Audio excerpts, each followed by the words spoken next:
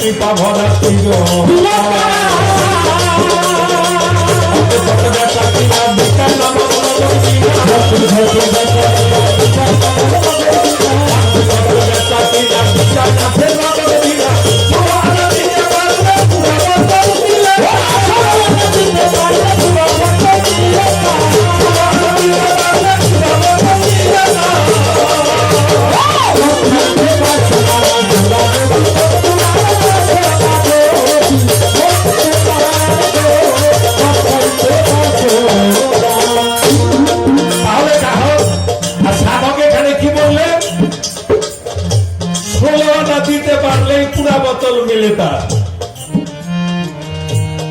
এখানে 16 আনা দিতে বলছে, এই 16 আনা নিয়ে আসছে।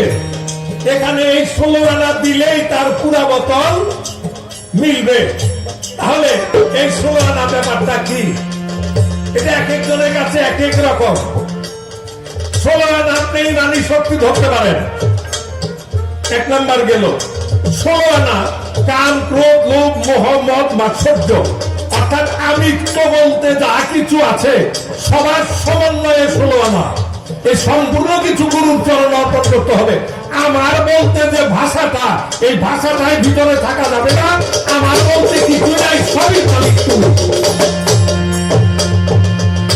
আমার দ্বারা কিছুই করা সম্ভব না, মওলা তুমি সব করো। এই আমিত্বকে বিসর্জন, আমিত্ব বিবর্জিত দেহ যেটা, এই দেহটাই গুরু ভজনের উপযুক্ত, নচেত গুরু ভজন হয় না।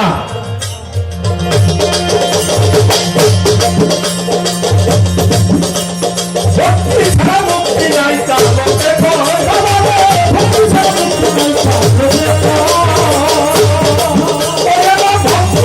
মুক্তি নাই, তার লোকে সাপনিয়া খেলা কিন্তু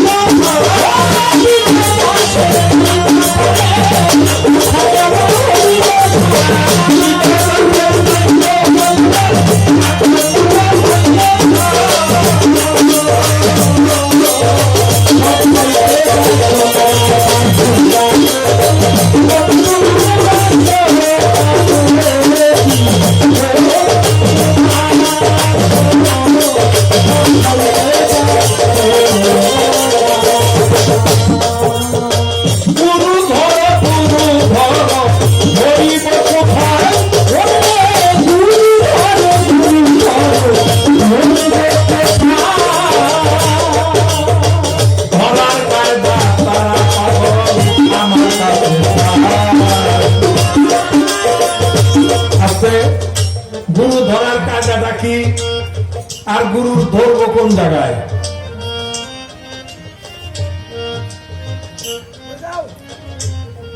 কি বলি বাজার,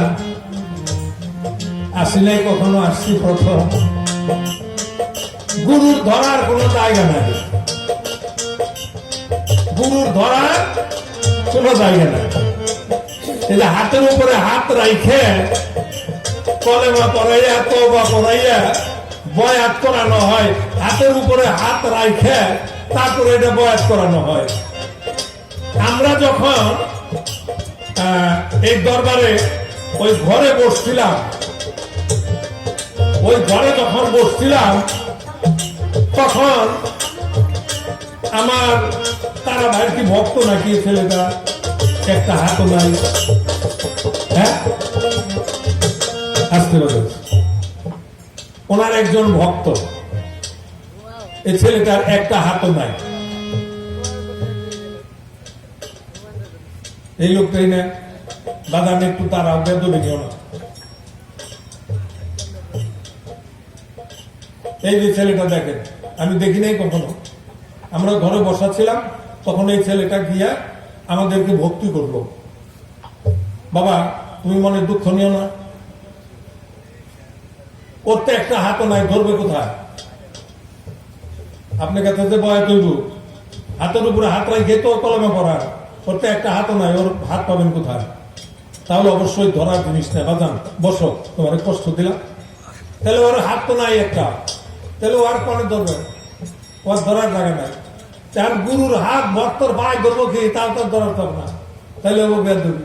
তাহলে গুরু ধরার জিনিস নেই, গুরু হইল জ্ঞান। অজ্ঞানী যায় জ্ঞানীর কাছে, চৈতন্য জ্ঞান পাওয়ার আসে। ওই জ্ঞান বিকশিত যার হয়েছে দেখলেই চিনা যায় তার নয়ন। শ্রী গুরু চৈতন্য বিনেকে তোমায় করাবে। গুরু হলো জ্ঞান। অজ্ঞানী যায় গুরুর কাছ থেকে জ্ঞান আহরণ করার জন্য। এই জায়গায় ধরা ছোঁয়া যেটা, এটা হলো বাহ্যিক জগতের উপলক্ষ। এই যে ধরা ছোঁয়ার যেটা, এটা হলো বাহ্যিক জগতের উপলক্ষ। আজকে বারবার শুধু আমার একটা কথা মনে হয়, ওই যে হিন্দুরা কিছুদিন আগে দুর্গা পূজা করলো, আপনারা কবেন যে হিন্দু করে এত কাউকে, অর্থাৎ এটা দিয়ে প্রমাণ দেখানো যায়, এই জন্য বলি। নরেশ বাবু পূজা করলো 5 লক্ষ টাকা খরচ করে,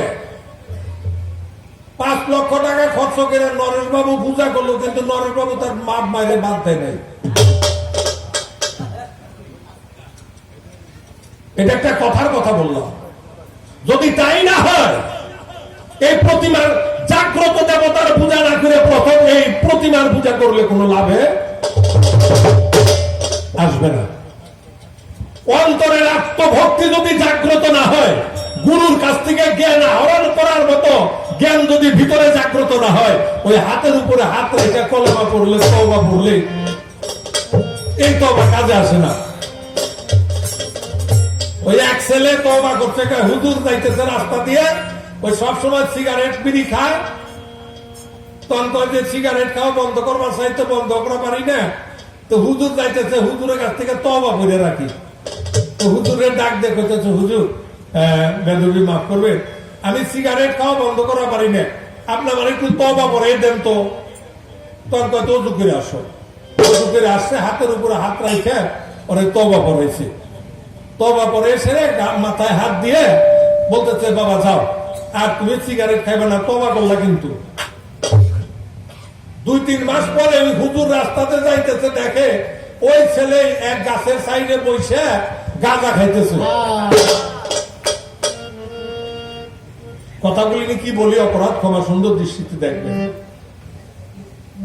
তাইলে কি তওবায় কাজ করে নাই ভাবে, তো তাই বোঝা গেল, ঠিক না? কারণ সিগারেট বিড়ি খাইব না এইটার জন্য তওবা করলো, আর এটা প্রমোশন পাইছে, আজকে গাঁজা খাইতেছে। তাহলে কি ওই যে হাতে হাত রাখা যে দোয়া চূড়া দিয়ে যে তওবা করছিল, এই তওবার কাজ হয় নাই। অন্তরের আত্মতৃপ্তির তওবা যদি কারণ হয়, বাহ্যিক জগতের তওবা দিয়ে কাজে আসে না। যতটুকু সম্ভব আমি চেষ্টা করলাম তার কথা শুনে কথা বলতে। মরে না মানুষ, মানুষ মরে কিনা এর সম্বন্ধে একটু আলাপ করতে বলছে। আপনি মরবেন না, আপনি মরবেন না। এই দেখেন যে পাখিটা এটা স্থানান্তরিত হবে, একটা স্থানের থেকে আরেকটা স্থানে গিয়ে লুকিয়ে থাকবে, তারপরে আপনি বেঁচে থাকবেন। কি জন্য? ওই যে গান গাইছেন, যতগুলা লোকে গান শুনছে, যখন শুনবো যে তারা পাগলা এই জগতে নাই, জগৎ ছেড়ে চলে গেছে, ওইটা তো আহারে তারা পাগলার গান সেদিন শুনে আসলাম। যতদিন পর্যন্ত ওই লোকটা বেঁচে থাকবো, তারা পাগলার কথা মনে হইব, মনে হওয়ার সাথে সাথে থাকবো, ওই লোকটার কাছে তারা জীবিত থাকবো। এমন কিছু কাজ আমরা পৃথিবীতে করে যাই, যেই কাজের উপর লক্ষ্য করলে মানুষ জানে যে লোকটা এই কাজটা করে গেছে। ওই কাজের উপর ভিত্তি করে মানুষ বেঁচে থাকে তার আদর্শের উপর। ভক্তি ভক্তি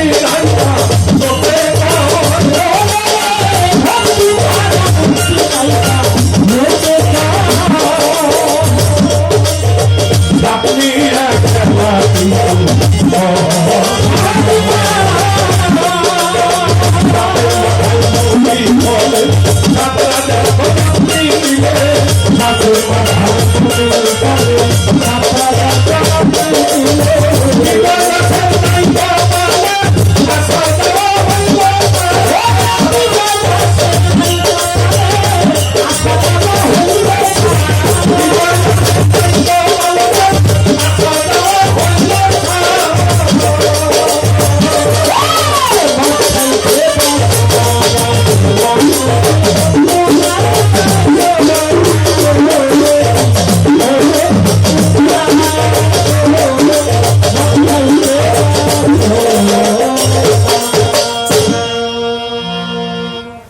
আপনারা কেউ দেখেন নাই। আজকে আমি একটা কাজে খুব ধন্য হয়েছি, কথাটা